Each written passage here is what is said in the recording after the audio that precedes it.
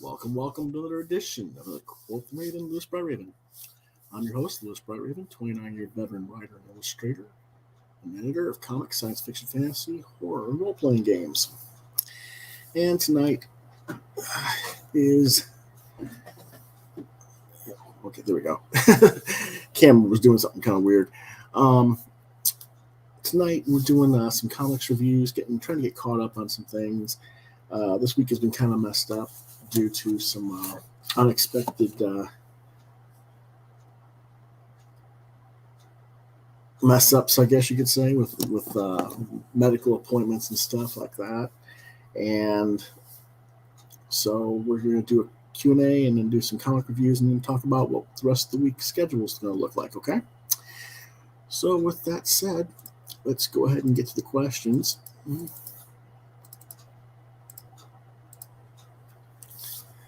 Our first question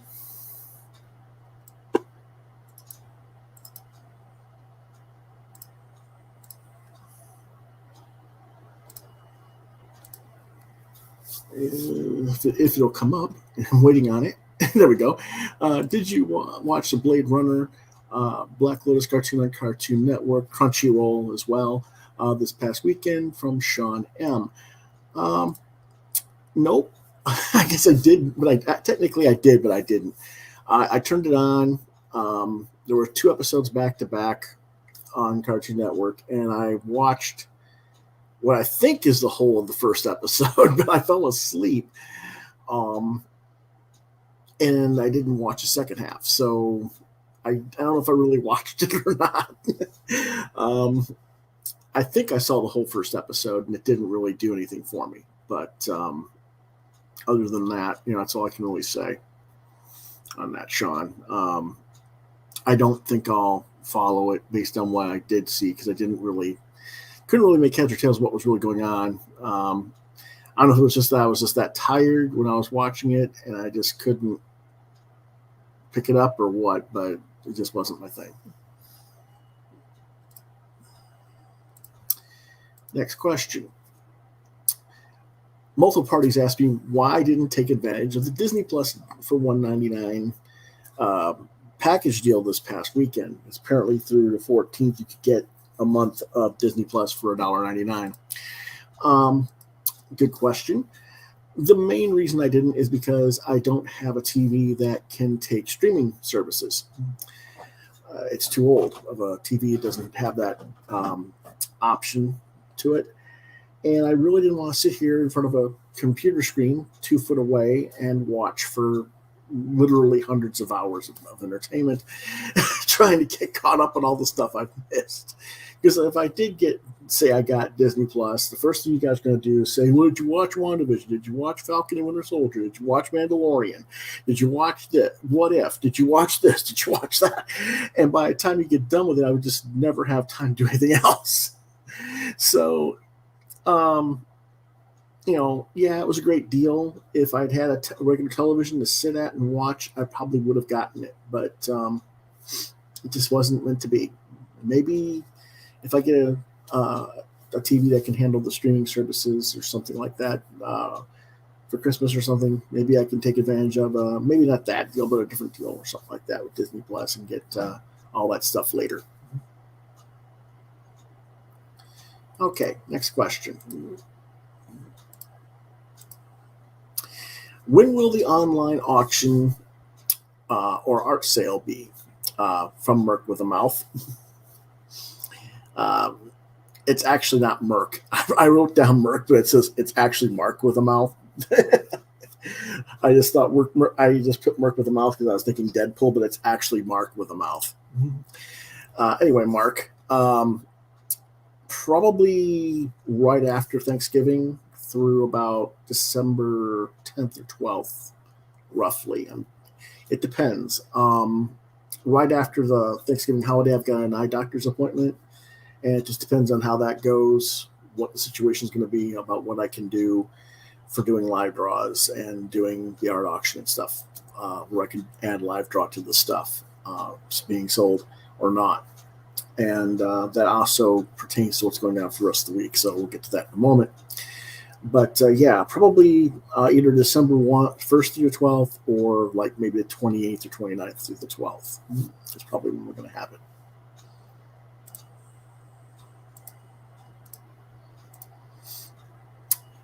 Which brings us to, when will you have more live draw shows from Marvel parties? And the answer to that is starting tomorrow.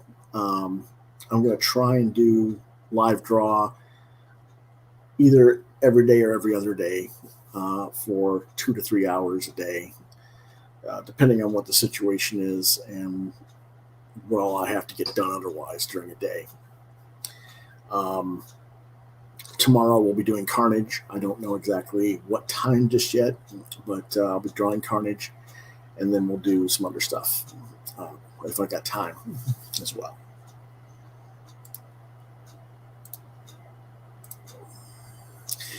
Debbie asks, did you watch the Supergirl series finale? And if so, what did you think of it? Didn't watch it. Kind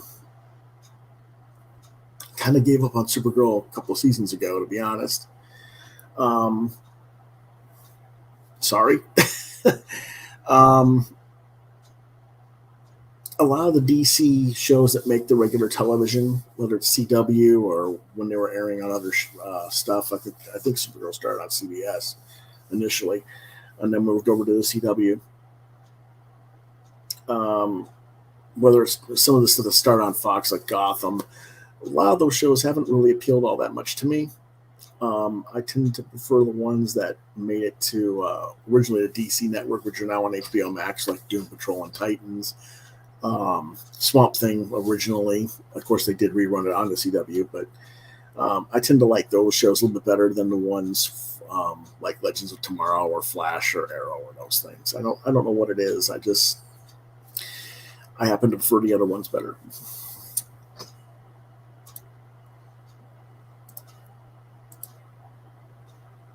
Anonymous asks, do you ever review comics that are digital online or are from PDFs? Short answer, yes. I do review comics from PDFs all the time. A lot of Kickstarters send me their PDFs before I get the physical stuff, so I am reviewing them on PDF a little bit if I remember, especially if a creator asks me to. If I've backed a Kickstarter or an Indiegogo, and they send me PDFs as part of the package, and they ask me to review it before they ship out stuff. Because it's actually a good idea, because if I catch something in your PDF that's wrong, I can help you correct it before you ship it off to the printer. So,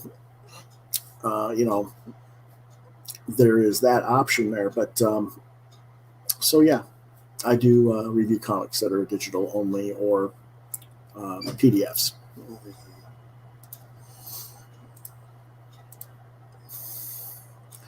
Another one question is, do you do recreation art pieces or homage art pieces for commissions?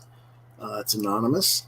I've been thinking about it. I haven't really, I've done a few homage pieces over the years, but it's not a regular thing. And usually I do something that's really not like in that specific art style. Like I've done like Darkwing Duck homage to Days of Future Past from the X-Men, with Darkwing Duck and his niece on the cover, and then all the different Disney characters on the wanted poster behind him. I did that once, and I've done a couple other things like that. But as far as me actually doing like a recreation piece or a specific homage to a printed work, no, haven't done that yet. No one's asked me to. But if someone were to ask me to, it depends on what it is, how much they want to pay, stuff like that. I'm open to suggestions on it.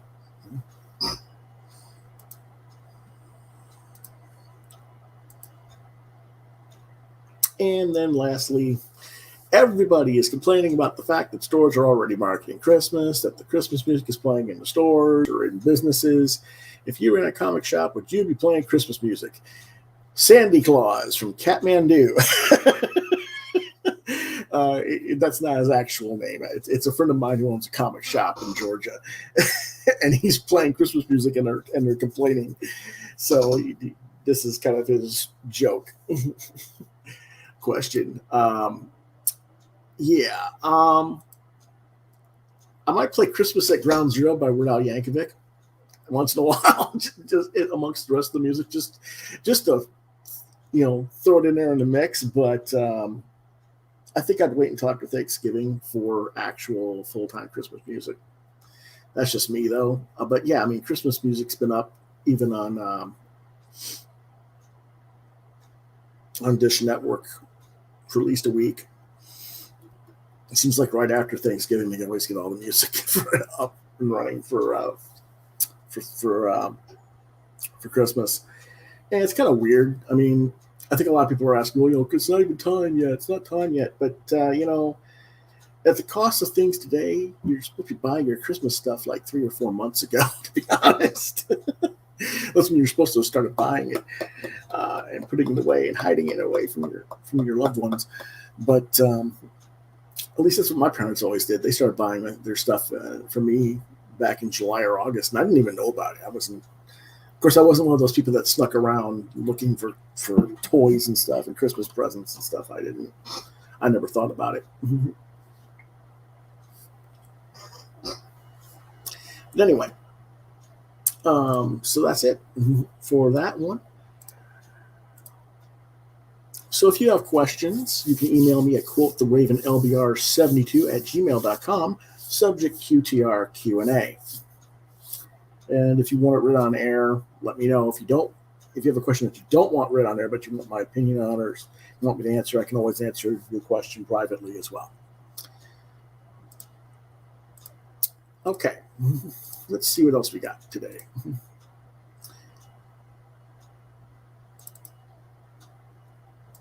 Okay, we're going to start with our reviews for now, and that will be starting with Batman: Creature of the Night. It's hardcover for $29.99. The publisher is DC Comics, written by Kurt Busiek. Artist is the late John Paul Leon. Letterer Todd Klein.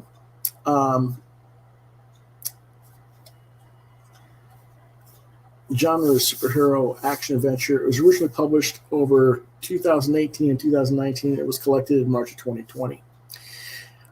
This is sort of a standalone Elseworlds type story set outside of regular continuity. In 1968 Boston, Massachusetts, Bruce Wainwright, the survivor of the brutal murder of his parents, sees little more than grief and rage build inside of himself until something strange starts taking wing in the Boston night. Something similar to the comics he's been reading his whole life. As life begins to imitate art, will Bruce Wainwright be able to live up to his fictional namesake? And who or what is the Batman? Is it Bruce in the costume? Is it some sort of mystical psychic manifestation of Bruce's mind? Or is it something else? And does Bruce control the Batman or the other way around? What do I think about this? Well, it's usually a safe bet that when you're going to pick up a Kurt Busiek story, it's going to be of a reasonable level of quality. You can expect a high level of quality. While I would not put this work at the top of his overall body of work, it is an entertaining yarn nonetheless. The story gets a little confusing because Busiek never quite explains who or what the Batman is, in my opinion. At times you think it's Bruce in a costume. At other times you think it's a psychic manifestation of some sort. Then he brings out the revelation that Bruce had a brother who died in childbirth and that the Batman could be the spirit of his brother watching over Bruce. It feels a little bit disjointed in that respect. Like Busiek either couldn't or didn't want to define that and left it undefined and left it up to the audience to decide what it was. But he also didn't give us enough to allow for a definitive answer, which for how this story is done, I guess that makes some sense. But myself as a reader, I would have preferred a straight up explanation. The characterization of the book is strong. Busiek does some interesting versions of Alfred Gordon, Commissioner Gordon, who's not a commissioner, he's just a police officer in this, and a Robin who is not Robin in the sense of Kid Wonder. It's just a female whose name is Robin, who he helps out as he doesn't make her his ward, but he gives her the means to go back to school. And when she gets out of school, she comes to work for Wayne Enterprises, so to speak. Not really Wayne Enterprises, but for his company anyway. And she kind of becomes his girl Friday, so to speak, in that respect. More interesting than Bruce are all three of these characters in many aspects. Bruce Wainwright kind of just feels generic, moping brat, and there's not much to him until the Batman begins to manifest. Originally, I thought this was a type of psychic manifestation from his inner anger combined with his affectation for the Batman character, as the story takes place, quote unquote, in our world, and the Batman from DC is just a comic book character. They make him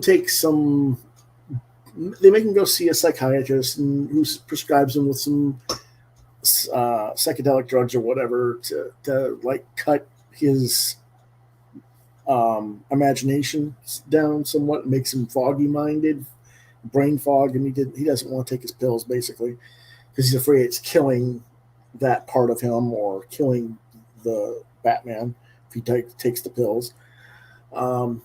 But I don't remember Busiek citing a specific drug or anything that would suggest it's actually doing any of that. So it's kind of hard to tell what's going on there. John Paul Leon, who's the artist, he only recently passed away back in May of this year at the age of 49. He was only about 6 weeks older than I was at the time. You know, he was born. I take that back. He's only not 6 weeks older, 6 weeks younger than me, I should say. He's born 6 weeks later than me. So he died at 49, and I just turned 49 like 6 weeks earlier. So that's kind of a weird, spooky thing, you know, to die that young. And the thing is, he'd been battling cancer for a long time leading up to this. That's why it took so long for the product to come out in singles. It's one of his better projects artistically. I was never a fan of his more popular series like Earth X or Static. I do think this is possibly even a tour de force effort. He makes his Batman more of a shadowy poltergeist, and we're never quite sure if he's real or just in Bruce's mind. The fact that he worked on this while battling colon cancer, and this was one, if not his last professional work, is one of his last works, if not his very last. I'm not sure. The stellar quality it does hold, even as he had to take long pauses for treatments in between issues of the book when they were doing it in singles. I'm more than impressed by what artwork is on the page. It's not only a quality story, but a legacy work in terms of what he presented at a stage in his life when he was most certainly not in his best place mentally or physically. That determination and that commitment of what he does and what he contributes and puts on the page, I think that affects Busiek's writing to some degree. And that some of what Leon's courage and strength of spirit manifests itself in Bruce. And I think that also Busiek picks up on that because he's had a number of health issues over the years himself. So that probably plays into the writing a little bit as well. I'm not sure why I missed this when it was originally coming out in singles. It was probably due to the delays in release while Leon took time off between issues for cancer treatments. Like I said, it took over 2 years to get the 4 issues out. But I am quite surprised that I had never heard of this series before. Very surprised it wasn't shoved in my face as something that I must read. Almost everybody does stuff like that to me all the time, so I'm surprised that this was not. It should have been, comparative to so many other things that people tell me I need to buy and read. But this is recommended for ages 16 and up, and I give it 4.5 stars.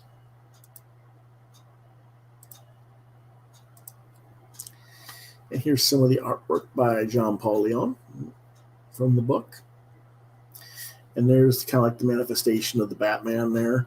And he's like, I wasn't even asleep next time it happened. It wasn't a dream. It was more like, I don't know. But it was like he's watching it, you know. And I think these pages are actually reversed. They should be the other way around, but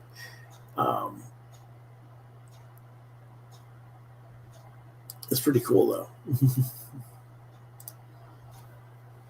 And then this one I do know is in the right order. Now here the Bat has more physical attributes. He's beating up people, messing them up really bad. And then they shoot at him, and he turns into a scurry of bats and flies off. You know, it's like, and so it's like, is he real? Is he not real? What's going on? You know, it's kind of this kind of a really cool thing in that regard. And so, like I said, you really never know exactly what Batman is in this, and it makes it interesting. And then here's a scene where he's talking about it, and whether he's a ghost, a spirit, a psychic projection, he's my brother, Tommy. You know, and like I said, he had a brother that his mom, he was stillborn when he was born or whatever, and he didn't survive the pregnancy or whatever. And so Batman is like Tommy, and he's always talking to Bruce Wayne, right? Safe? You safe? You know, type thing. So it's kind of an interesting body of work here. Definitely recommend it. Our next book is Fantastic Four by Jonathan Hickman, Volume 2. This is the collected edition of his run on FF. It's for $18.99. Publisher Marvel Entertainment. Writer Jonathan Hickman. Art by Dale Eaglesham with colors by Paul Mounts and letters by Russ Wooten. The genre is superhero action adventure. It was originally released in December 2010. I think the collection was 2011, but doesn't matter. Well, it's about. It's a new era for the FF in every way imaginable. Black Bolt has returned from seeming death. Doctor Doom, the Wizard, the Mad Thinker, and Diablo have joined the Future Foundation, and 4 alternate reality Reed Richards are scheming to ignite war among the fabled 4 cities. But all of that could be moot because the Kree, Supreme Intelligence, has designs on Earth's destruction and is about to make a power play 300,000 years in the making. If I'm being honest, it was just readable and not that memorable, considering I just read it like 2 or 3 days ago, and I can't remember a damn thing I read. I also can't find my write-up of my review of Volume 1 from a few months back, unfortunately, that I did here on the show. So trying to remember all the context is like, it's just gone. Overall, I did enjoy the book not enough not to quit reading it, which is more than I can say for Hickman's Avengers or X-Men books. I do seem to recall that I liked Volume 1. I think I gave it a 4-star out of on the Volume 1. But this story was all kind of set up, waiting for a delivery, and it just doesn't give you a payoff. And I think that's possibly because Hickman's writing for the long game here. Eaglesham's art is fine. There's no problem with that. It was just kind of there though. Overall, if I hadn't read the first volume, to have some vague idea what it was happening on before to read into this, and I didn't have Volume 4 to follow it up with, which I will talk about in just a minute. The best I would have thought of mediocre. Recommended for ages 12 and up. Marvel says 9 and up, but they're kidding themselves. It's 12 to 13 and up, maybe even 16 and up in some cases, but I'll say 12 to 13 and up. It's a rating 3 out of 5 stars, which takes us to Fantastic Four Volume 4 by Hickman, also $18.99 if I'm not mistaken. Publisher is Marvel Entertainment. The art on this book is by Steve Epting with inking assists by Rick Magyar and Mike Perkins. Then there's some work by Nick Dragotta and Mark Brooks as well. Colorist again is Paul Mountains with Paul Mounts, not Mountains. Speaking too fast again. Letterer is Russ Wooten. Genre superhero action adventure, also released in December 2010, 2011ish, early 2011ish, I think. Hitting the highlights of 4. Now remember, I didn't get to read volume 3, so I've missed like 6 or 8 issues of the story arc again. But hitting the highlights on this in this collection, the Thing becomes human for a week. The Silver Surfer discovers the corpse of the future version of Galactus and then comes looking for answers. Valeria makes a deal with Doom. Susan Richards gets caught in a conflict between Namor and other Atlanteans, and she becomes the latter's queen. And the Anti-Priest hatches a scheme that will see one of the Fantastic Four dead. This collection culminates Hickman's run on the title, and it ends with a bang. There is some really great characterization for Ben Grimm in this while he's in his human form, and for Johnny Storm leading up to the finale. The story with the old Atlanteans and Namor not wanting to acknowledge them, so he murders one of them while they're in the middle of negotiations, which, as Susan Storm is the advocate for the old Atlanteans, makes her automatically their queen. That whole story arc side of the story was foolish and silly to me. I didn't care for it. But at least Namor will respect them and do as Susan bids in the end. But my question is, why the hell is Namor even allowed to rule the Atlanteans? Anyway, at this point, isn't he one of the idiot X-Men Tribal Council members or something? Yeah, it feels kind of weird. I don't know. It's just there. But I digress. Obviously, since I'm missing Volume 3, there are key story elements that I missed out on, like the Future Galactus bit. I was kind of lost a little bit. I didn't know where that came from. It was kind of weird. But at least Hickman's telling the story well enough that I don't have to try and find the other earlier volume to understand what's going on in this book. And that's probably because Hickman is tying up as many of the plot lines as he can as he finishes up his run on the book. Steve Epting's art was fine. Nick Dragotta's art was, I don't know, it just didn't feel quite right next to Epting's style. It wasn't bad art by any means. It's just different. It's kind of more of a throwback feel to the classics of the 60s.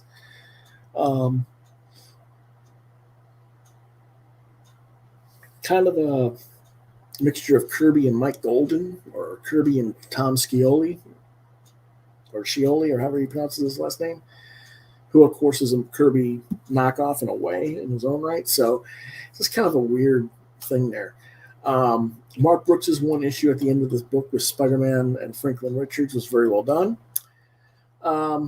After this book has been a decade in print, I don't think I'm really spoiling anything to let you know it's the Human Torch, Johnny Storm, who dies. Why and how he dies is really well done. As I said, Hickman does do a fine job of characterization in the story. My only issue is during the death scene, or lack of death scene, I felt like Johnny should have been shown to do at least one Nova Blast and wiped out a solid wave or two of Annihilus' army by himself before being overtaken. That's what I would have liked to have seen in the book, and we didn't get that, so that's my only disappointment in that respect. Recommended for ages 13 and up, 4 out of 5 stars, and here is some of the artwork. This is Valeria sneaking into... She's in the Baxter building, and she's going through the air shafts, sneaking into Reed's lab to find out what he's been up to about certain things. And, of course, this is where she kind of finds out that there's multiple Reeds and that he's been kind of doing things that he shouldn't have been doing, and it opens her to some other possibilities, because Valeria is not exactly the most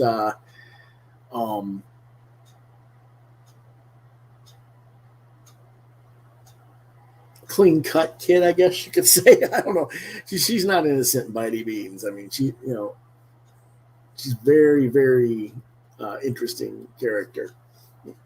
But that Steve Epstein's art's nicely done.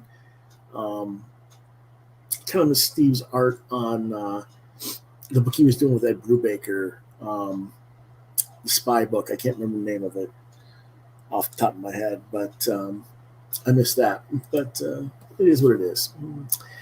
Our next book is Heavy Metal 311 for $13.99. Publisher Heavy Metal Media. The writers are the Belay brothers, Katya Zamolodchikova. I hope I pronounced that right.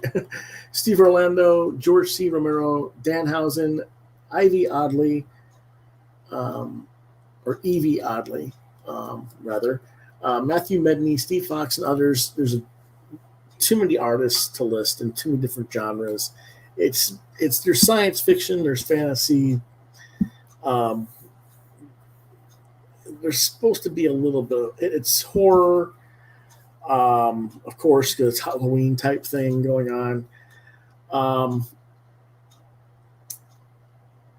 It was released November 3rd, 2021. This is an extra page count sized edition of Heavy Metal, which features several of the regular ongoing stories that have been running, but it is mostly a horror themed issue curated by the so-called famous drag queen duo, the Belay brothers, who are also LGBTQ advocates, and there's a lot of, I don't know, it's very over the top with that sort of thing, and it's kind of bothersome to me a little bit. Let me get straight to the point. Everything that was regular content that had been ongoing in previous issues was solid. The George C. Romero story was enjoyable.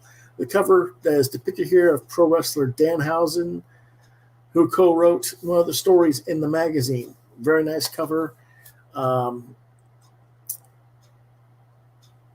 was a little bit surprised to see Danhausen on the cover a little bit, but it was kind of cool. But everything else that had to do with the Belay brothers and their kind of stuff, I could have done just fine without any of it. Thank you. I'm not going to go story by story and rip it to shreds. A lot of the art is perfectly fine in terms of what is the technical side of their drawing. I just don't like the Belay's taste in stories, apparently. Some of them are too sex-oriented and stupid in their presentation, like The Babysitter, which I believe they co-wrote, or maybe that was the one by Katya Zamolodchikova or whatever. I don't care about inclusion of LGBTQ matters. That's irrelevant to me, but it's really stupidly written when you have two girls messing around with the dildo, and the dildo's inside one of them, and their bedroom gets broken into by a Jason-like serial killer, and so she beats up the intruder by wrapping her legs around his head and humping his head with the dildo inside her until she gets off and then kills him. Now, does that make any damn sense to any of you who might be watching this? It's just stupid.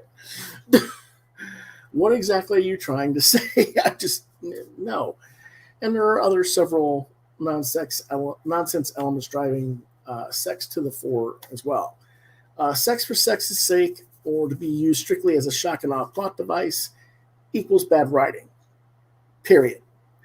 And that's what a lot of this stuff was, so far as I'm concerned, and I just was not at all happy with this issue, I'm sorry to say.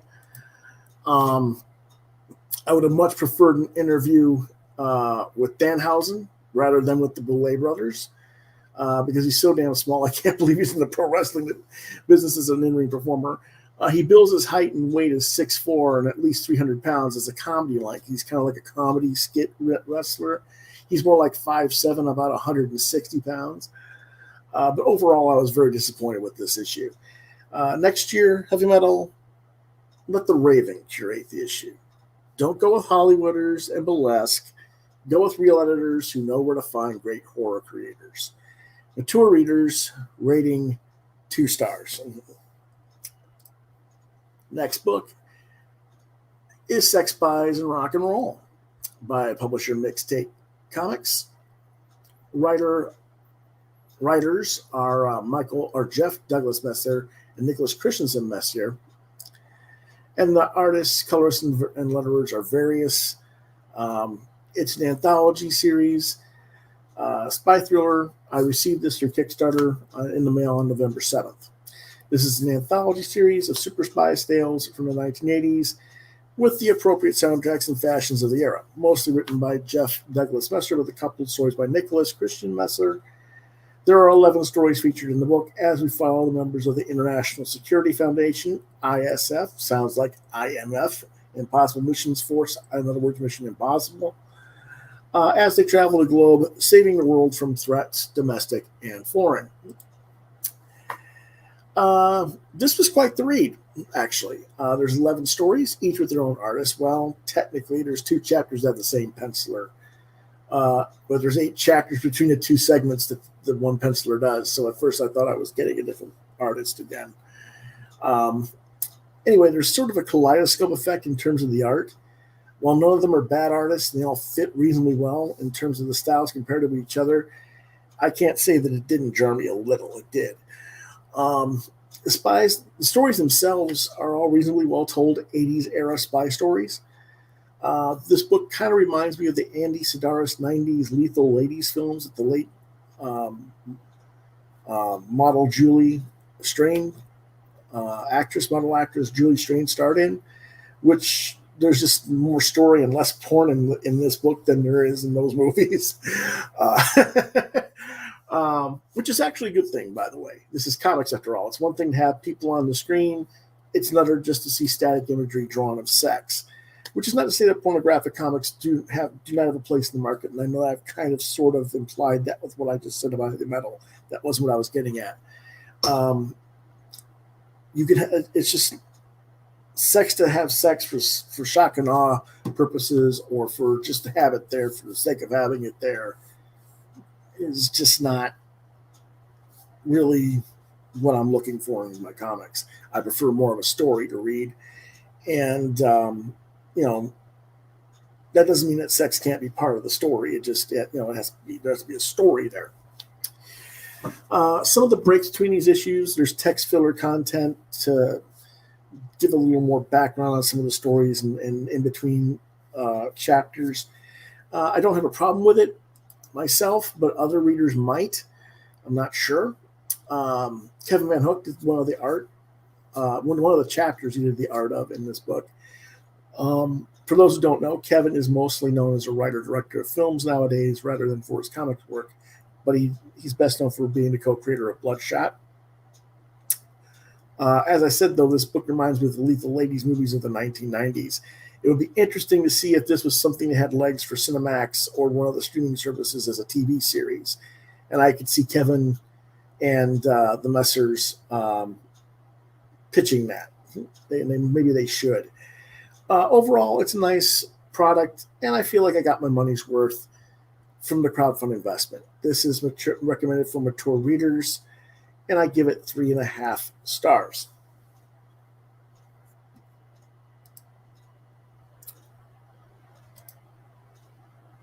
And John Norris says, good evening. Hey, John. Hope you're doing well. You've been doing some, John's been getting a lot of dental surgery lately, and he's still got more to go. They're going to reconstruct his jaw. He's going to be the bionic jaw man before this is over. But that is pretty much our reviews for tonight. It's been kind of a weird week. There's not going to be what did you get this week, because thanks to the diamond delays from last week, tomorrow's books are going to be last week's books. They're coming in, and then the new books for this week won't come till Friday. So I'm probably not going to visit my comic shop until Friday to get all the books at once. And speaking of that dental appointment, there he goes. He has his 3rd dental appointment tomorrow. Oh, man. And I think he's got, 3 or 4 teeth to do tomorrow?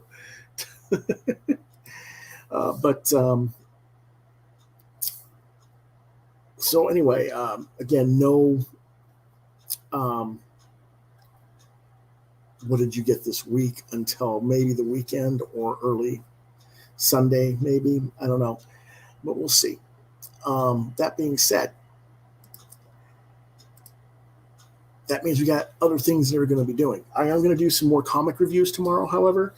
For those of you who are waiting for the short box books, the reviews on those, I didn't get a chance to read those yet, so that's what's going to be on tomorrow evening. Will be the comics reviews for short box and maybe some other stuff as well. But I'm also going to have a live draw, time to be announced in the afternoon tomorrow, where I'll be drawing Carnage. And then Thursday will be a live draw, time to be announced. Friday will be a live draw, time to be announced. Saturday, I probably will do what did you get this week, depending on what all I have time to read. And then at 8 p.m., we'll have movie night talk, the topic will be superhero films. I'm not exactly sure what all we're going to be reviewing just yet. I don't think it'll be superhero films per se. It might be just kind of like a Justice League / Super Friends episode, where I talk about stuff on video that way. I'm not sure yet. Depends on what I get from the library this week. I wanted to do some other things, but unfortunately, some of the stuff just isn't available to me. So that's what this is going on for the rest of this week. And then next week, we'll also have try to do a daily live draw session as well, Monday and Tuesday. And then Wednesday and Thursday, there won't be any episodes next week. I think that's correct. Check the calendar. Wednesday and Thursday, there won't be any stuff going on because of Thanksgiving. Friday next week, we'll have some comics reviews, and then Saturday and will be another live draw for next week. So yeah, there you go. So basically a lot of live draws from that up through around the 27th is what we're going to see a lot of. Okay. But that's pretty much our show for the night. So I want to thank you for watching as always. Whoops. There we go. My silly camera doesn't want to work right. Buttons don't work. Typical. But if you enjoyed this episode or you enjoyed watching the show and you haven't subscribed, I appreciate it if you just like, share, and subscribe buttons to continue to get content from my channel. As always, I thank you always for watching and for your support. Let other people know that we're out there, that I'm here, and hopefully we'll get some more subscribers. If you want to reach out to me on social media, I'm at Facebook at Lewis.BrightRaven, at Twitter at LewisBrightRave2. You can see some of my artwork at deviantart.com/BrightRaven. You've been watching Quoth the Raven, Lewis BrightRaven exclusively on YouTube. If you have questions, comments, you want to commission me for artwork, QuothRavenLBR72@gmail.com is the address to reach me at. If I don't get back to you within 24 to 48 hours, LewisBrightRaven@yahoo.com is try that, and I should get your email. So we'll see you. Oh, before I see you guys next time, I don't know if you can tell the shirt here. Let me see if I can. It says, "All that we see or seem is but a dream within a dream." Poe, Edgar Allan Poe. It's another one of my shirts that I got from $6 Tees.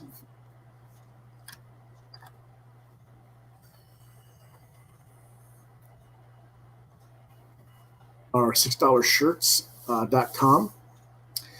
Let me go ahead and put that in there. It's not wanting to do the. Of course, it doesn't want to do it. I hate when it does that. Here. There you go. $6shirts.com is where you got them. They got a special deal going on right now, I believe. I'm not sure. It might be over with. We can get tees for $6, $9, and $12. There's even a couple of them that might be $4 as a special sale. But just, check them out. You might find something, and they do have a deal going on still. You can get 10 t-shirts for $55 plus shipping. So you're actually getting them for, less than $6, technically. And they got a lot of really cool stuff. For those of you who saw me wearing the Nevermore shirt on an earlier episode, that was from $6 shirts. And I've got a bunch more as well. So I'll be wearing those shirts on a regular basis pretty much through the end of the month on the show. So just keep watching. You'll see some more cool shirts from $6 shirts.